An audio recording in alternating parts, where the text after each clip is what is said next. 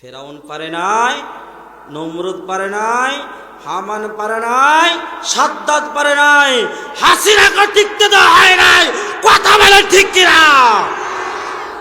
আজকেও কিছু হাসিনাদের বেদাত্তা হয়ে বাংলার জমিনে তারা এই বাংলাদেশটাকে তারা প্রশ্নবিদ্ধ করতে চায়।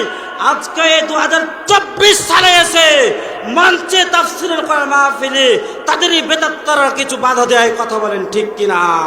আমরা এক স্বৈরাচারকে বিদায় করেছি, দ্বিতীয় স্বৈরাচার বাংলার জমিনে আমরা দেখতে চাই না। কথা বলেন ঠিক কিনা?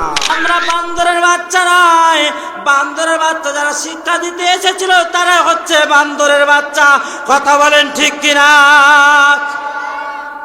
আমরা স্পষ্ট ভাষায় জানিয়ে দিতে চাই, যারা বাংলার জমিনে যারা শিক্ষা ব্যবস্থাকে ধ্বংসের জন্য যারা উঠে পড়ে লেগেছিল তাদেরকে বাংলার জমিনে টিকতে দেওয়া হয় নাই। এখনো যারা ষড়যন্ত্র করতে চায়, বাংলাদেশের মুসলমানদেরকে বান্দরের বাচ্চা বানাতে চায়, বাংলাদেশের মুসলমানদেরকে বিতর্কিত করতে চায়, তাদেরকে বাংলার জমিনে স্থান দেওয়া হবে না, হবে না, হবে না। আওয়াজ দিয়ে বলেন ঠিক কিনা? মিনাল কুরআনি মা হুয়া শিফাউ ওয়া রাহমাতুল লিল মুমিনিন।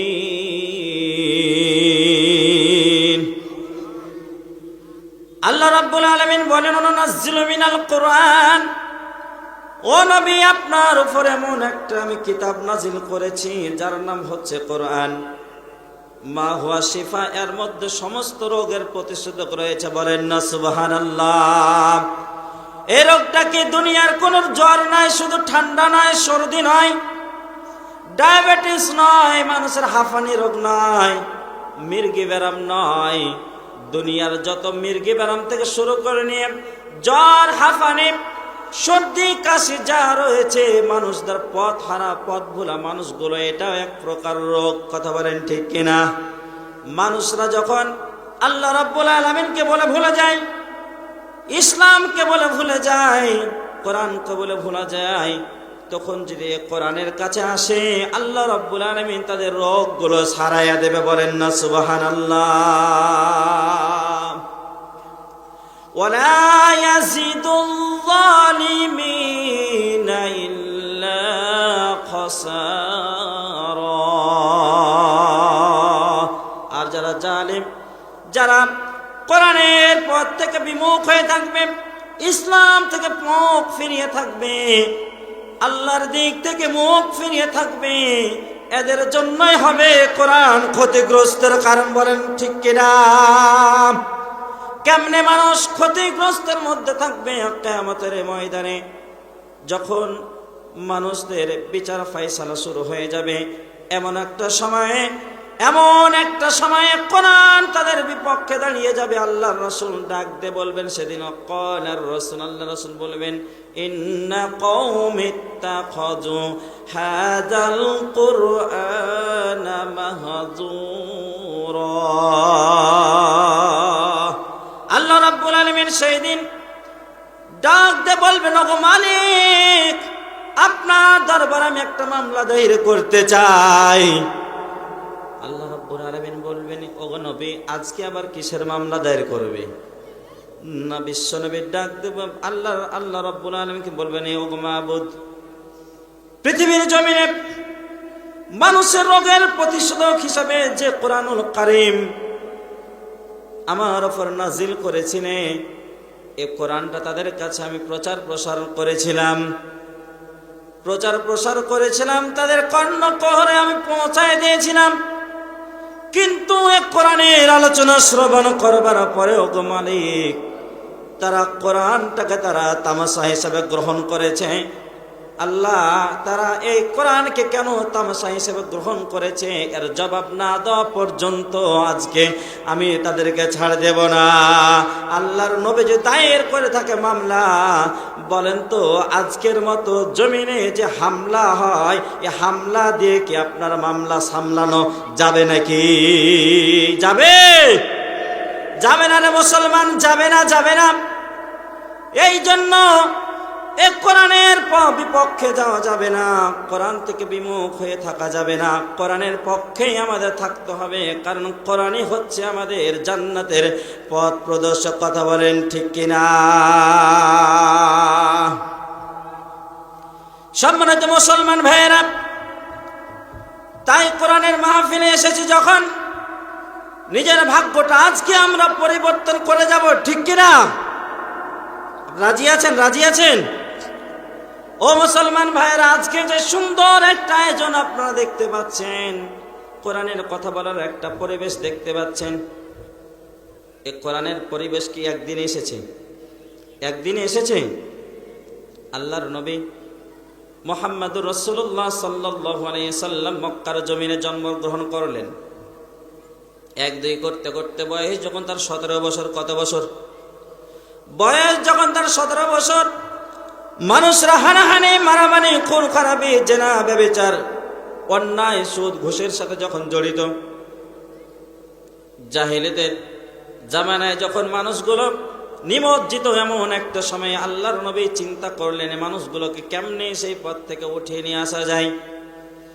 আল্লাহর নবীর বয়স যখন 17 বছর, একটা সংগঠন তৈরি করলেন, নাম হচ্ছে হিলফুল ফুজুল। আপনার নাম শুনেছেন?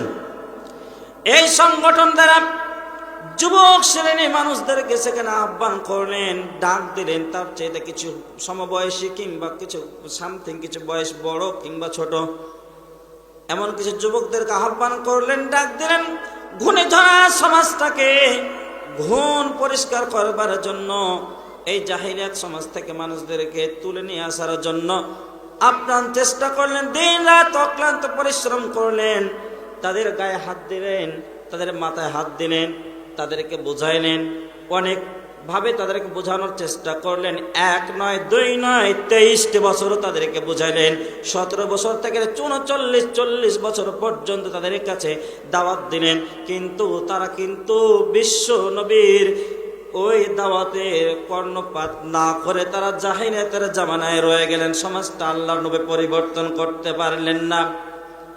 আল্লাহর নবীকে মানুষেরা নেতা হিসেবে গ্রহণ করলো না, আল্লাহর নবীর কথা তারা মানলো না, কিন্তু আল্লাহর নবীকে তারা ঠিক বিশ্বাস করতে, ভালো মানুষ হিসেবে জানতো। আল আমিন বলে উপাধি দিয়েছিল, আর সাদিক বলে উপাধি দিয়েছিল, ঠিক কিনা? ওইদিকে আবু জেহেল ছিল সমাজের নেতা। আবু জেহেল সমাজের ছিল নেতা, কিন্তু আবু জেহেলকে কেউ বিশ্বাসী হিসাবে গ্রহণ করতো না, কিন্তু নেতা হিসাবে ঠিকই মানত। আবু জেহেলকে সমাজের মানুষরা নেতা হিসাবে ঠিক মানতো, কিন্তু বিশ্ব নবীকে ভালো মানুষ হিসেবে জানতো, কিন্তু নেতা হিসাবে বিশ্ব নবীকে মানতো না।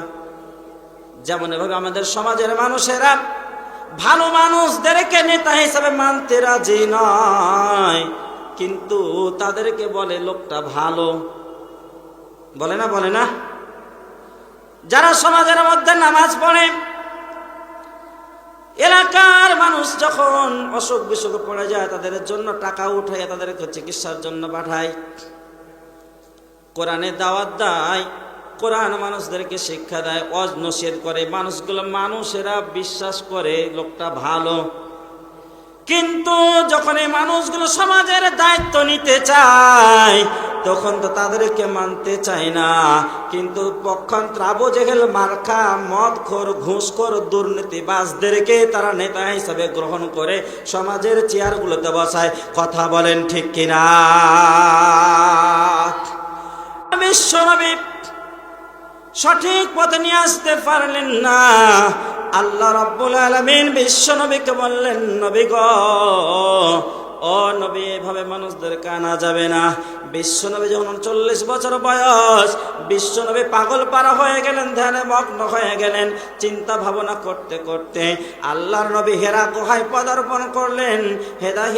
গারে হেরাতে গেলেন। যখন গারে হেরাই ধ্যানে থাকতে থাকতে আল্লাহ রাব্বুল আলামিন বললেন, নবী গো, আপনি আর চিন্তা করবেন না, টেনশন করবেন না। আপনার সমাজকে নিজে চিন্তা টেনশনের মধ্যে আজকে আপনি মগ্ন রয়েছেন গো নবী। নবী এই সমাজকে পরিবর্তন করার জন্য যা দরকার সেই জিনিসটা আপনার কাছে নাই গো নবী। আজকে আমি আল্লাহ রাব্বুল আলামিন তোমাকে নবী হিসাবে আমি পৃথিবীর জমিনে প্রচার করে দিলাম, তোমাকে নবী হিসাবে আমি আল্লাহ রাব্বুল আলামিন সমাজের মাঝে দিয়ে দিলাম। আর সঙ্গে সঙ্গে কোরআনুল কারীমের সূরা আলাকের 1 থেকে 5 নম্বর আয়াত তোমাকে দিয়ে দিলাম। বলেন না সুবহানাল্লাহ। আল্লাহর নবী নিজের কোনো কি মন বড় কথা বলেন নাকি? কথা বলেন। আল্লাহর নবী নিজের কোনো মন গড়া কথা বলেন না। আল্লাহর নবী বিশ্ব নবী মুহাম্মদুর রাসূলুল্লাহ সাল্লাল্লাহু আলাইহি সাল্লাম আল্লাহর পক্ষ থেকে যা কিছু অবতীর্ণ হয় তাই মানুষের কাছে প্রচার করে।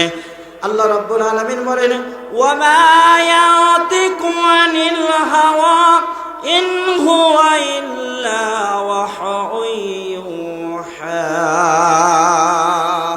আল্লাহ রাব্বুল আলামিন বলেন, রাসূল নিজের কোনো মন গড়া কথা বলেন না, আমি যা তাকে বলতে বলি তাই সে সমাজের মধ্যে প্রচার করে। বলেন ঠিক কিনা? আল্লাহর নবী এরপরে সমাজটাকে পরিবর্তন করবার জন্য আল্লাহর পক্ষ থেকে যা নাজিল হয় তাই মানুষের কাছে প্রচার করা আরম্ভ করে দিলেন। আল্লাহর নবী আল্লাহর পক্ষ থেকে নাজিলকৃত মহাগ্রন্থ আল কোরআন এর বাণী যখন প্রসার শুরু করে দিলেন, ওই জাহিনাতে জামানার নেতা নেত্রীরা তখন আল্লাহর নবীর বিরুদ্ধে আচরণ শুরু করলে। কথা বলেন ঠিক কিনা? তাহলে আল্লাহর নবী 40 বছর আগ পর্যন্ত মানুষের কাছে ছিলেন আল আমিন, as-সাদিক, ভালো মানুষ। আল্লাহ নবীর কাছে তারা ঋণ গচ্ছিত রাখতো, তাদের সম্পদগুলো জমা করে রাখতো। ও মুসলমান ভাইয়েরা, কিন্তু আল্লাহর নবী যখন 40 বছর বয়সে পদার্পণ করলেন, নবুয়ত যখন আল্লাহর পক্ষ থেকে দিলেন আর কোরআনুল কারীম নাজিল করা আরম্ভ করলেন, এই কোরআন যখন প্রসার করা শুরু করলেন, তখন ওই সমাজের মানুষরা আল্লাহর নবীর বিরুদ্ধে আচরণ শুরু করলেন। কথা বলেন ঠিক কিনা? আজকে সমাজের বুকে, এই সমাজে যারা ভালো মানুষ, যারা বলে আমরা ভালোর পক্ষ নাই, খারাপের পক্ষ নাই, আমরা লা ইলাহা ইল্লাল্লাহ জিকির করি, নামাজ পড়ে, রোজা করে, মানুষদেরকে ঢিলা কলব করা শেখায়, ওই সমাজে মানুষদের তখন তাদের উপর জুলুম নির্যাতন হয় নাই। আল্লামা শফি আহমদ শফি যখন এই পদে ছিলেন তখন তার উপর জুলুম নির্যাতন হয় না। আর যখন আল্লাহর এক গোলাম যখন সমাজের বুকে যখন এক কোরআনের আইন প্রসারের জন্য দাঁড়িয়ে গেলেন, কোরআনের ছাপলা চত্বরে রাজপথটা রক্তে রঞ্জিত করে দিল। কথা বলেন ঠিক কিনা? ও মুসলমান ভাইয়েরা, এই কোরআনের ময়দান এমনি এমনি আসে নাই, এই তাফসীরের প্যান্ডেল এমনি এমনি আসে নাই, এই আলোচনা এমনি এমনি আসে নাই। এই একটা পরিবেশ সৃষ্টি করতে গিয়ে এ সমাজের অসংখ্য মানুষদেরকে রক্ত দিতে হয়েছে। কথা বলেন ঠিক কিনা? এই সমাজের মানুষদেরকে জীবন দিতে হয়েছে। কথা বলেন ঠিক কিনা? ও মুসলমান ভাইয়েরা, এই ইসলামের প্রসার করতে গিয়ে আল কোরআনের বাণী এই সমাজে বাস্তবায়িত করবার জন্য হযরত খুবাইব রাদিয়াল্লাহু তাআলা আনহুকে জীবন দিতে হয়েছে, হযরত খাব্বাব রাদিয়াল্লাহু তাআলা আনহুকে জীবন দিতে হয়েছে, হযরত ওমর রাদিয়াল্লাহু তাআলা আনহুকে নামাজরত অবস্থায় ছুরি দিয়ে আঘাত দিয়ে হত্যা করা হয়েছে, হযরত ওসমানকে কোরআন তেলাওয়াত করা অবস্থায় তাকে জবে করে দেওয়া হয়েছে, হযরত ওসমানের রক্তে কোরআনের পৃষ্ঠা রঞ্জিত হয়েছে, হযরত ইমাম তিরমিজি রাহমাতুল্লাহ আলাইহিকে জীবন দিতে হয়েছে কোরআনের জন্য। এমনকি এই বাংলাদেশের ওলি যাকে আমরা কোরআনের পাখি বলে চিনি, আল্লামা দেলওয়ার হোসেন সাঈদীকে তারা হত্যা করেছে। কথা বলেন ঠিক কিনা? তাই আজ যারা এই কোরআনের পক্ষে তারা কথা বলবে, ইসলামের পক্ষে কথা বলবে, এদেরকে যদি এই রাজপথে যদি ডাক দেওয়া হয়, হাত দেওয়া লাগে, চক্ষু দেওয়া লাগে, পা দেওয়া লাগে, জীবন দেওয়া লাগে, কোরআনের জন্য শাহাদাত বরণ করতে হয়, কারা কারা রাজি আছো? দুহাত তুলে আল্লাহকে দেখাও। লিল্লাহি তাকবীর, লিল্লাহি তাকবীর। আল কোরআনের আলো, আল হাদিসের আলো, তোমার নেতা আমার নেতা, লিল্লাহে তাকবীর। আল্লাহ তাআলা হাতগুলো কবুল করেন, বলেন আমিন। সম্মানিত ভাইয়েরা, এই জন্য কোরআনের পক্ষে যারা থেকেছে তাদেরকে পরীক্ষা দেওয়া লেগেছে, কথা বলেন ঠিক কিনা? আমরা হচ্ছি মুসলমান, মুসলমান কোন কাফির জাতির নাম নয়, কথা বলেন ঠিক কিনা? এই বাংলার জমিনে মুসলমানদেরকে নিয়ে যারা কথা বলবে, যারা ইসলামকে নিয়ে কথা বলবে, যারা কোরআনকে নিয়ে কথা বলবে, তাদেরকে বাংলার জমিনে এক পরিমাণ ছাড় দেওয়া হবে না, কথা বলেন ঠিক কিনা?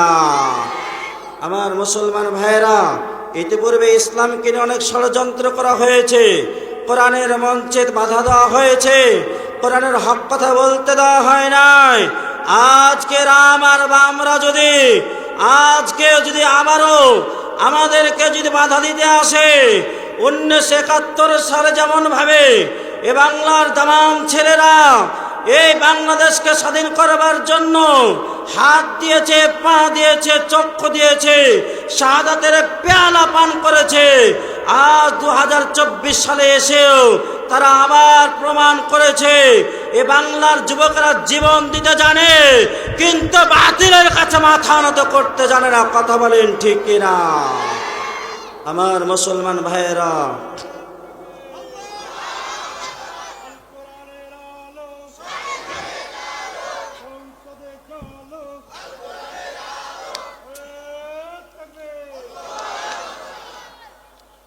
আলহামদুলিল্লাহ, আল্লাহ তাআলা কবুল করেন, বলেন আমিন। সম্মানিত ভাইয়েরা, আজও এই 2024 সালে এসেও তারা আমাদের পার্শ্ববর্তী দেশ ইন্ডিয়াতে যাবার পর আবার বলে চট করে ঢুকে পড়বো। আমরা বলি আসো, খেলা হবে। কি হবে? খেল তো আমরাও রাজি আছি, আমরা পালিয়ে যাই নাই, আমরা বাংলাদেশের সন্তান, আমরা এ দেশের নাগরিক, আমাদের দেশ ছেড়ে আমরা পালিয়ে যাই নাই, কথা বলেন ঠিক কিনা? তাই বলতে চাই, আপনার এক সময় বলেছিলেন মাঠও আপনাদের, খেলোয়াড়ও আপনাদের, রেফারিও আপনাদের, বাঁশি যা দেবে আপনাদের পক্ষেই দেবে। তো আসেন না, আসেন, খেলবার জন্য আমরা প্রস্তুত আছি, কথা বলেন ঠিক কিনা? কি রাজি নাই? আপনার রাজি নাই? আছেন? রাজি আছে? সম্মানিত ভাইয়েরা, তাই আমরা বলতে চাই, কোরআনের বিরুদ্ধে আচরণ করে কেউ কোনোদিন জমিনে টিকতে পারে নাই, কিয়ামত পর্যন্ত পারবে না। আমার মুসলমান ভাইয়েরা, এ কোরআনকে আল্লাহ রাব্বুল আলামিন পৃথিবীর বুকে প্রেরণ করলেন, বিশ্ব নবীর উপরে নাজিল করে দিলেন। কোরআনটা সমাজের মধ্যে আসলো যখন, এ কোরআন দ্বারা বিশ্ব নবী এই জাহিলিয়াত যুগটাকে তারা পরিবর্তন করে দিলেন, ঘূর্ণধারা জমিনটাকে তারা বিশ্ব নবী কোরআন দ্বারা উর্বর জমিতে পরিণত করেছিলেন, কথা বলেন ঠিক কিনা? ও মুসলমান ভাইয়েরা, তাই আজকে আমরা কোরআন থেকে শিক্ষা নিতে চাই, কথা বলেন ঠিক কিনা? কোরআনের পক্ষে আমরা থাক, কোরআন দ্বারা আমরা শিক্ষা নেব। আজকে সমাজের মধ্যে যখন সমস্ত কিছু দাম বেড়ে যায়, মানুষরা যখন হাহাকার করে, চাউলের দাম বেড়ে যায়, সবজির দাম বেড়ে যায়, সার ঠিক মতো পাওয়া যায় না, মানুষরা অভাবের মধ্যে দিন যাপন করে, এমন একটা মুহূর্তে আল্লাহ রাব্বুল আলামিন কোরআন দ্বারা এই সমাজ থেকে মানুষদের অভাব অনটনগুলো কেমনে দূর হবে তা কোরআনের মধ্যে খুলে খুলে বর্ণনা করে দিলেন, বলেন সুবহানাল্লাহ। অভাব অনটন কেমনে দূর হবে? আপনারা কি এই প্রেসক্রিপশন নিতে চান? কোরআন থেকে নিতে চান? অভাব অনটন যদি দূর করতে চান, কোরআনের কাছে আমাদের কাছে লাগবে। এই অভাব অনটন কেমনে দূর হবে? সেই প্রসঙ্গে কিছু কথা বলবার আমি চেষ্টা করব ইনশাআল্লাহ।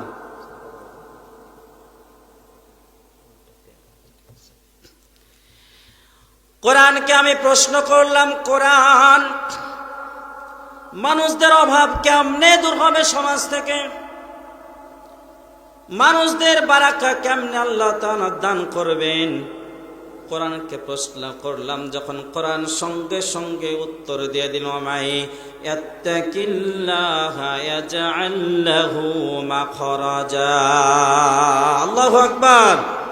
সূরা তালাকের 2 নম্বর আয়াতে কারিমা আল্লাহ রাব্বুল আলামিন বলেন, যে কেউ আল্লাহকে ভয় করে আল্লাহ তাআলা তার জন্য পথ বের করে দেবেন। সুবহানাল্লাহ। তাহলে কেউ যদি অভাব অনটন দূর করতে চায় তাহলে কেবলমাত্র একজনকে ভয় করব, তার নাম কি? আল্লাহ রাব্বুল আলামিন বলেন, ইয়া আইয়ুহাল্লাযীনা আমানুত্তাকুল্লাহা হাক্কা তুকাতিহি ওয়া লা তামুতুন্না ইল্লা ওয়া আনতুম মুসলিমুন।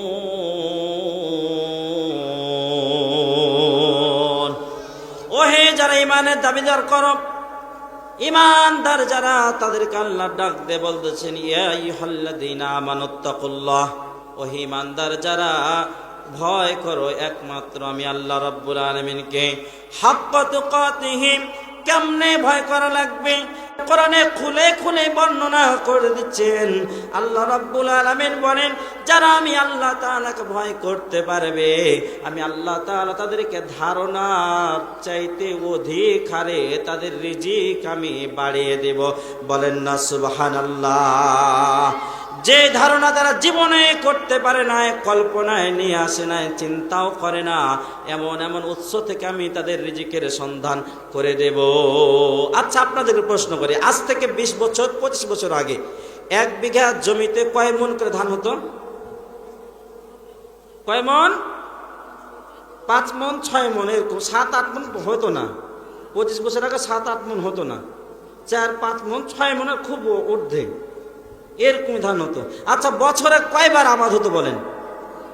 একবার। এখন বছরে কয়বার আবাদ হয়? এখন সারা বছরই জমিতে আবাদ হয়, ঠিক কিনা? ধান হয়, সরিষা হয়, ভুট্টা হয়, গম হয়, কালাই হয়, বেগুন, আলু, তো 12 মাসই এখন পাওয়া যায়। পাওয়া যায় কিনা? 12 মাসই পাওয়া যায়। আগে বছরে একবার আবাদ হতো, কিন্তু ধান হতো 4 মণ, 5 মণ, 6 মণ। এখন বছরে 3 বার ধান লাগিয়ে কয় মণ ধান পাওয়া যায় বিঘাতে? কথা বলেন, কথা বলেন। 1 বিঘাতে কয় মণ ধান পাওয়া যায়?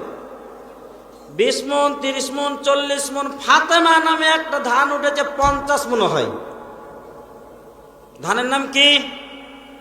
ফাতেমা ধান। 50 মণ এখন হয়। আমার মুসলমান ভাইয়েরা বলেন তো, যাদের বয়স এখন 50 বছর, কোনদিন কি কল্পনা করেছিলেন 1 বিঘাতে 50 মণ ধান হবে? আল্লাহ রাব্বুল আলামিন বলেন, ওয়া ইয়ারযুকুহু মিন হাইসু লা ইয়াহতাসিব। আল্লাহ রাব্বুল আলামিন বলেন, তোমাদের ধারণাতে উৎস থেকে আমি আল্লাহ রাব্বুল আলামিন তোমাদের রিজিকের ব্যবস্থা করে দেব। সুবহানাল্লাহ। তাহলে যদি আমরা আল্লাহকে ভয় করে রিজিকের ব্যবস্থা করে দেবেন কে? আল্লাহ রাব্বুল আলামিন যদি আমাদের রিজিকের ব্যবস্থা করে দেয়, আমাদের অভাব অনটন কি আর থাকবে নাকি? আমার মুসলমান ভাইয়েরা, এরপরে আল্লাহ তাআলা ডাক দিয়ে বলেন, গোলামেরা গোলামেরা শোনো শোনো শোনো, যদি তোমাদের অভাব অনটন দূর করতে চাও, 2 নম্বর পয়েন্ট যেটা হচ্ছে, আল্লাহ বলেন, ওয়ামাইয়াতাওয়াক্কাল আলাল্লাহি ফাহুয়া হাসবুহু ইন্নাল্লাহা বালিগু আমরিহি ক্বাদ জাআলাল্লাহু লিকুল্লি শাইইন কদরা। আল্লাহ রাব্বুল আলামিন বলেন, যে ব্যক্তি আল্লাহর উপর নির্ভর করে, তাহলে 3 নম্বর পয়েন্ট হচ্ছে নির্ভরশীলতা। অর্থাৎ তাওয়াক্কুল করতে হবে একমাত্র কেবলমাত্র একজন উপরে, তিনি কে? আল্লাহর উপরে যদি তাওয়াক্কুল করতে পারেন, আল্লাহর উপরে যদি ভরসা করতে পারেন, তাহলে আল্লাহ রাব্বুল আলামিন বলেন যে ব্যক্তি আমি আল্লাহর উপরে নির্ভরশীলতা হবে তার জন্য আমি আল্লাহ তাআলা যথেষ্ট। সুবহানাল্লাহ। আল্লাহ যদি আমাদের উপর যথেষ্ট হয়ে যায়, চিন্তা আমাদের আছে? চিন্তা থাকার কোনো কারণ আছে? আল্লাহ আমাদের জন্য যদি যথেষ্ট হয়ে যায়, চিন্তা কোনো কারণ না। আল্লাহ রাব্বুল আলামিন বলে শুধু তাই নয়, আমি আল্লাহ রাব্বুল আলামিন তাদের মনের ইচ্ছাগুলো পূর্ণ করে দেব। বলেন না সুবহানাল্লাহ। আল্লাহ তাআলা আমাদের শুধু যথেষ্ট এটুকু নাই, এখান থেকে আল্লাহ শেষ করেন নাই। আল্লাহ বলেন আমি তাদের মনের ইচ্ছাগুলো পূর্ণ করে দেব। এরপর আল্লাহ রাব্বুল আলামিন বলেন কদ জাআলাল্লাহু লিকুল্লি শাইইন কদরা। আল্লাহ সব কিছুর জন্যই কিন্তু মাত্রা স্থির করে রেখে দিয়েছেন। এখন প্রশ্ন, আল্লাহ তাআলা যদি আমাদের জন্য মাত্রা যদি সব কিছু স্থির করে রেখে দেন, বলেন তো ভাইরা, তাহলে এত আমরা দৌড়ঝাঁপ করতেছি কারণটা কি? এই পৃথিবীর জমিনে মানুষকে আল্লাহ রাব্বুল আলামিন প্রেরণ করেছেন, তার জন্য নির্দিষ্ট একটা রিজিকের ব্যবস্থা করে দিয়েছেন। মানুষ ধরুন পৃথিবীতে বাঁচবে 100 বছর, তার জন্য ধরেন 50 টন খাবার আল্লাহ তাআলা বরাদ্দ করে দিয়েছেন। এই মানুষগুলো যত সুদ খা, ঘুষ, দুর্নীতির সাথে জড়িত হোক না কেন, আর কলমের খোঁচাই দিয়ে কোটি কোটি টাকা ইনকাম করুক না কেন, আল্লাহ তাআলা ওই 50 টন খাদ্যই তাকে দেবেন। আর যদি ওই মানুষটা ইমামতি করে, কোরআনের পক্ষে থাকে, টিউশনি করে, চাকরি করে, জমিতে চাষাবাদ করে, যেভাবে করুক না কেন, এরপর ওই মানুষকে আল্লাহ তাআলা 50 টনই খাবার দেবেন। এর বেশি সে ভক্ষণ করতে পারবে না, সেই রিজিকের সন্ধানও করতে পারবে না। মানুষটা হক পথে যদি, সৎ পথে যদি সে ইনকাম করে, এরপরেও 50 টনই মানুষ রিজিকের সন্ধান করবে। আর যদি অসৎ পথে উপার্জন করে, এরপরে ওই 50 টনই খাদ্য সে উপার্জন করতে পারবে, এর চাইতে বেশি করতে পারবেন না। তাহলে কিসের এত লাফালাফি? কেন অন্যের জমিতে আপনি আল ঠেলতে যান, অন্যের জমি দখল করেন, চুরি করে মানুষের বাড়ি থেকে খাবার নিয়ে আসেন, অন্যকে মেরে ডাকাতি করে, চুরি করে, হত্যা করে মানুষদেরকে কেমনে ভাবে আপনি ওদের অসম্পদগুলো আপনি ভক্ষণ করেন? আপনি তো ঘুরে 50 টনই খাবার পাবেন। কারণ আল্লাহ তাআলা বলেন কদ জাআলাল্লাহু লিকুল্লি শাইইন কদরা। আমি তাদের জন্য সব কিছু স্থির করে রেখে দিয়েছি। গভীর মনোযোগ দিয়ে কথাগুলো শুনবেন আর ভাববেন। যারা অন্যায় পথে মানুষ অর্থ সম্পদ উপার্জনে ব্যস্ত রয়েছেন, তারা ভালো করে শুনে নেন। যতই আপনি দৌড়ঝাঁপ করেন না কেন, আপনি কিন্তু 50 টনের ওপরে খাবার সংগ্রহ করতে পারবেন না। সেটা আপনি সৎ পথে উপার্জন করেন আর অসৎ পথে উপার্জন করেন। এই যেটা নির্দিষ্ট আল্লাহ তাআলা করে রেখে দিয়েছেন, সেইটুকুই আপনি পাবেন, এর চাইতে বেশি আর কিছু পারবেন না। তাই ভাইয়েরা, অসৎ পথে উপার্জন করতে যাবেন না, সৎ পথে উপার্জন করার চেষ্টা করেন। আল্লাহ তাআলা বারাকা দান করবে। আল্লাহ তাআলা আমাদের সবাইকে সৎ পথে উপার্জন করবার তৌফিক দান করুন। সকলে বলি আল্লাহুম্মা আমিন। জোরে বলি আল্লাহুম্মা আমিন। সম্মানিত ভাইয়েরা, এরপরে আল্লাহ রাব্বুল আলামিন সুন্দর করে জানিয়ে দেন, তোমরা যদি অভাব অনটন যদি দূর করতে চাও, 3 নম্বর যেটা পয়েন্ট হচ্ছে সেটা হচ্ছে দান সাদাকা করা লাগবে। আল্লাহ রাব্বুল আলামিন বলেন মাউদাল্লাযী করিদুল্লাহ করদান হাসানা ফায়ুদাইফাহু লাহু আদআফান কাসীরা ওয়াল্লাহু ইয়াকবিতু ওয়া ইয়াবসিতু ওয়া ইলাইহি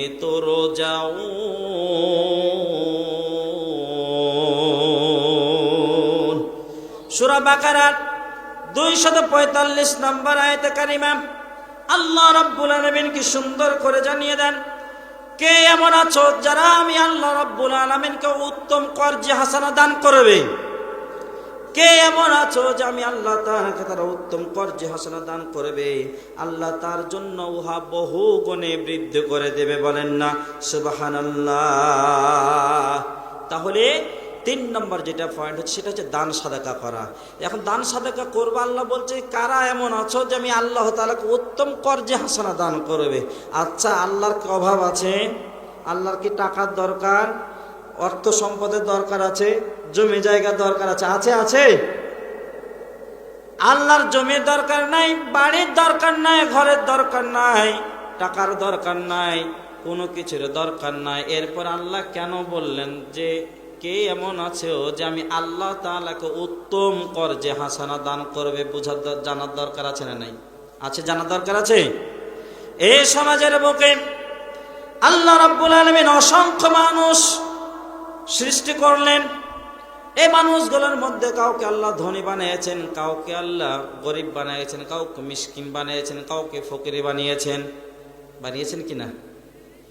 এই গরিব অসহায় ফকির মিসকিনকে দুনিয়ার কোনো মানুষ যদি সাহায্য করে, বিপদ মুসিবত যদি কোনো মানুষকে সাহায্য করে, গ্রামের একজন প্রতিবেশী অসুস্থর মধ্যে পড়ে গিয়েছে, টাকার অভাবে চিকিৎসা করতে পারে না, কেউ যদি ওই অভাবী মানুষটাকে, রুগ্ন মানুষটাকে যদি টাকা দিয়ে, পয়সা দিয়ে, অর্থ দিয়ে, মেধা দিয়ে যদি সহযোগিতা করে, চিকিৎসা দিয়ে যদি সহযোগিতা করে, এরপরে দুনিয়াতে কোরআন শিক্ষার জন্য, কোরআন তেলাওয়াত করার জন্য, আল্লাহর ইবাদত বন্দেগী করবার জন্য, আল্লাহ দ্বীন প্রচার আর প্রসার করবার জন্য যদি কেউ অর্থ ব্যয় করে, তাহলে সেইটা হচ্ছে আল্লাহ তাআলার কাছে কর্জে হাসানা। বলেন না ঠিক কিনা?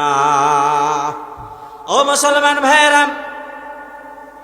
এটা কেমনে কর্জে হাসানা হলো? প্রশ্ন এখন আর একটা আসতে পারে, দিলাম তো আমি মসজিদে, তো আল্লাহর কাছে কেমনে জমা হলো? আল্লাহকে কেমনে আমরা কর্জে হাসানা দিলাম? কর্জে হাসানা মানে ধার দেওয়া। কে দেওয়া? ধার দেওয়া। যে টাকাটা দেওয়ার পরে আবার পাওয়া যায়, পাবার আশা যে টাকাটা মানুষকে আপনি ধার দেন, এটা হচ্ছে কর্জে হাসানা। তাহলে এই মসজিদে দিলাম, আল্লাহর কাছে কেমনে আমাদের টাকাটা জমা হলো? আল্লাহ রাব্বুল আলামিন সুন্দর করে জানিয়ে দেন কোরআনুল কারীমের মাধ্যমে, ও দুনিয়ার মানুষেরা, জান্নাত যদি পেতে চাও তাহলে তোমাদের ধন সম্পদ, জীবন, সব কিছু আমি আল্লাহ তাআলার কাছে বিক্রয় করে দিতে হবে।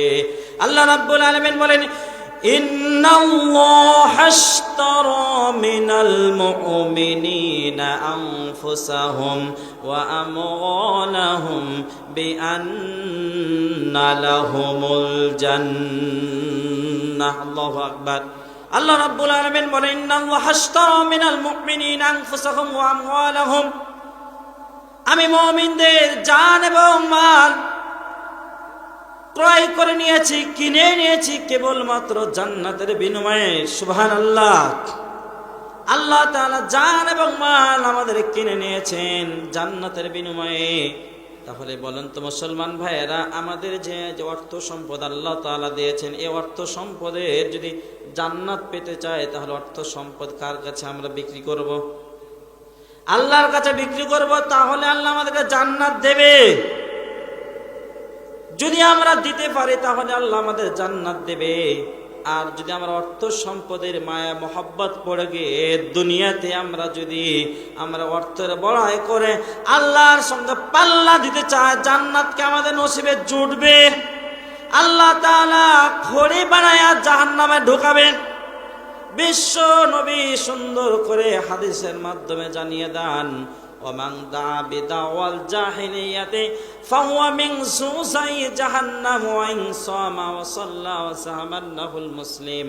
আল্লাহর নবী সুন্দর করে জানিয়ে দেন, কেউ যদি আমার রাস্তা বাদ দিয়ে, কোরআনের রাস্তা বাদ দিয়ে অন্য কোনো খাতে তারা মানুষদের জীবনটা উৎসর্গ করে, অর্থাৎ মানুষদেরকে যে আহ্বান করে, ডাক দেয় মানুষদের তৈরি করা মতবাদের দিকে, জাহিলিয়াতের যুগে কেউ যদি নিজেদের সময়গুলো ব্যয় করে, আমি আল্লাহর নবী বলেন ওই লোকটা হচ্ছে জাহান্নামী।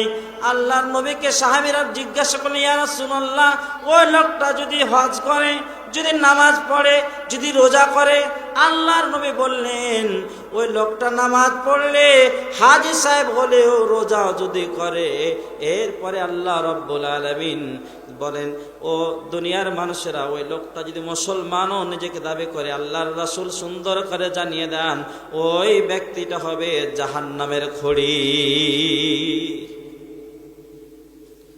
নামাজ পড়লেন রে মুসলমান, রোজা করলেন, হজও করলেন, দান সাদাকাও করলেন, কিন্তু কোরআনের বিপক্ষে গেলেন যখন, মানুষদেরকে দুনিয়ার মানুষের তৈরি করা মতবাদের দিকে ডাকলেন যখন, তারপরেও কষ্ট করলেন জমিনে, কিন্তু জাহান্নামের খড়ি আল্লাহ তাআলা বানাবে। এই জন্য কোরআনের বিপক্ষে আমাদের যাওয়া যাবে না, কোরআনের বিপক্ষে মানুষদেরকে আহ্বান করা যাবে না, দুনিয়ার কোন মানুষদের পথে আর মতের দিকে ডাকা যাবে না, একমাত্র ডাকতে হবে কেবলমাত্র ইসলামের পক্ষে। সম্মানিত ভাইয়েরা, তাই আজকে উদাত্ত আহ্বান জানাই, এ বাংলাদেশটা এমন একটা পরিবেশ ছিল, আজ থেকে প্রায় 3 মাস পূর্বে যে পরিবেশ ছিল না আজকের যে পরিবেশ, অনেক পার্থক্য, কথা বলেন ঠিক কিনা? এর পূর্বে এই সমাজটাকে তারা জাহিলিয়াতের যুগে পরিণত করতে আরম্ভ করেছিল, সমাজের মানুষগুলোকে তারা ধ্বংসের পথে ঠেলে দিয়েছিল। ফেরাউন যেমন করে এই সমাজে মানুষদেরকে ধ্বংসের পথে ঠেলে দিয়েছিল, সে যে এই ফেরাউন যেমন ভাবে কিছু অস্ত্র, যেমন ভাবে কিছু পরিকল্পনা নিয়েছিল সমাজ, এই ফেরাউন 40টা বছরকে 4টা ভাগে ভাগ করে দিয়েছিল। প্রথম 10 বছর এই সমাজে যারা ইসলামের পথে মানুষদেরকে আহ্বান করবে, মানুষদের ধরতো আর মারতো আর জেলের মধ্যে ভরতো। এরপরে এই সমাজের মধ্যে তারা শিক্ষা ব্যবস্থাকে তারা ধ্বংস করে দিয়েছিল। আমাদের বাংলাদেশের শিক্ষা ব্যবস্থাকে এখন ধ্বংসের পথে কিনা? আমাদের বাংলাদেশের শিক্ষা ব্যবস্থা এমন করে দিয়েছিল, মুসলমানদের মাদ্রাসার বই পর্যন্ত তারা দুর্গা পূজার ছবি তারা উঠে দিয়েছিল, কথা বলেন ঠিক কিনা? বাংলাদেশের মুসলমানদের বইয়ে তারা ডারউইনের মতবাদ তুলে দিয়ে তারা মুসলমানদেরকে বান্দরের বাচ্চা বানাতে চেয়েছিল, কথা বলেন ঠিক কিনা? আমরা স্পষ্ট ভাষায় জানিয়ে দিতে চাই, আমরা মুসলমান, হযরত আদম আলাইহিস সালামের সন্তান, আমরা হচ্ছে বিশ্ব নবীর ওয়ারিস, আমরা হচ্ছে জমিনে মুসলমানের সন্তান, আল্লাহ তাআলার আমরা হচ্ছে বান্দা, বিশ্ব নবীর উম্মত। আমাদের পরিচয় হচ্ছে এক মুসলমান, আমরা বান্দরের বাচ্চা নয়। বান্দরের বাচ্চা যারা শিক্ষা দিতে এসেছিল তারা হচ্ছে বান্দরের বাচ্চা, কথা বলেন ঠিক কিনা? আমরা স্পষ্ট ভাষায় জানিয়ে দিতে চাই, যারা বাংলার জমিনে যারা শিক্ষা ব্যবস্থাকে ধ্বংসের জন্য যারা উঠে পড়ে লেগেছিল, তাদেরকে বাংলার জমিনে টিকতে দেওয়া হয় নাই। এখনো যারা ষড়যন্ত্র করতে চায়, বাংলাদেশের মুসলমানদেরকে বান্দরের বাচ্চা বানাতে চায়, বাংলাদেশের মুসলমানদেরকে বিতর্কিত করতে চায়, তাদেরকে বাংলার জমিনে স্থান দেওয়া হবে না, হবে না, হবে না। আওয়াজ দিয়ে বলেন ঠিক কিনা? ও মুসলমান ভাইয়েরা, এখন এক প্রকার দুষ্কৃতীরা মুসলমানদের বিপক্ষে তারা স্লোগান দিতে চায়, এখনো তারা কোরআনের বিপক্ষে আইন জারি করতে চায়, কথা বলেন ঠিক কিনা? আমরা মুসলমানরা একজন বেঁচে থাকা পর্যন্ত বাংলার জমিনে কোন ইহুদি নাসারা বেদাত্তদেরকে যদি ইসলামের বিপক্ষে কথা বলে তাদেরকে আমরা ছাড় দেব না, দেব না, দেব না। আওয়াজ দিয়ে বলেন ঠিক কিনা? সম্মানিত মুসলমান ভাইয়েরা, বান্দরের বাচ্চা তো তারাই, বান্দরের বাচ্চা তো তারাই যারা বান্দরের বাচ্চা আমাদেরকে হওয়ার মতো শিক্ষা দিতে চেয়েছিল, কথা বলে ঠিক কিনা? ওমা কারু ওমা কারাল্লাহ আল্লাহ খায়রুল মাকিরিন। তারা চাই, তারা করতে চায় ষড়যন্ত্র, আমার আল্লাহ চাই, আমার আল্লাহ করেন পরিকল্পনা। আল্লাহর পরিকল্পনার কাছে কোনো ষড়যন্ত্র টিকতে পারে? টিকতে পারে না। ফেরাউন পারে নাই, নমরুদ পারে নাই, হামান পারে নাই, সাদ্দাত পারে নাই, হাসিনাকে টিকতে দেওয়া হয় নাই। কথা বলে ঠিক কিনা? আজকেও কিছু হাসিনাদের বেদাত্তা হয়ে বাংলার জমিনে তারা এই বাংলাদেশটাকে তারা প্রশ্নবিদ্ধ করতে চায়। আজকে 2024 সালে এসে মঞ্চে তাফসীরের কোরআন মাহফিলে তাদেরই বেদাত্তারা কিছু বাধা দেয়। কথা বলেন ঠিক কিনা? আমরা এক স্বৈরাচারকে বিদায় করেছি, দ্বিতীয় স্বৈরাচার আর বাংলার জমিনে আমরা দেখতে চাই না। কথা বলেন ঠিক কিনা? যারা ওই স্বৈরাচারের হাত ধরবে তাদের হাত ধরে ভেঙে দেওয়া হবে। কথা বলেন ঠিক কিনা? বাংলার মুসলমান অনেককে দেখেছে, আর দেখতে চায় না। আগামীর দিন হবে কোরআনের দিন, আগামীর বাংলাদেশ হবে ইসলামের বাংলাদেশ, আগামীর বাংলাদেশ হবে দাড়িওয়ালাদের বাংলাদেশ, আগামীর বাংলাদেশ হবে টুপিওয়ালাদের বাংলাদেশ, আগামীর বাংলাদেশ হবে কোরআনের বাংলাদেশ, আগামীর বাংলাদেশ হবে দিন বজায়ের বাংলাদেশ। কথা বলেন ঠিক কিনা? এই জন্য যদি ওই তাহার মুসলমানের আপনাদেরকে হাত দেওয়া লাগে, পা দেওয়া লাগে, চক্ষু দেওয়া লাগে, 1971-এর মতো 2024-এর 5 আগস্টের মতো আবার যদি আপনাদেরকে ময়দানে ঝাঁপিয়ে পড়তে হয়, কারা কারা রাজি আছো? 2 হাত তুলে আল্লাহকে দেখাও।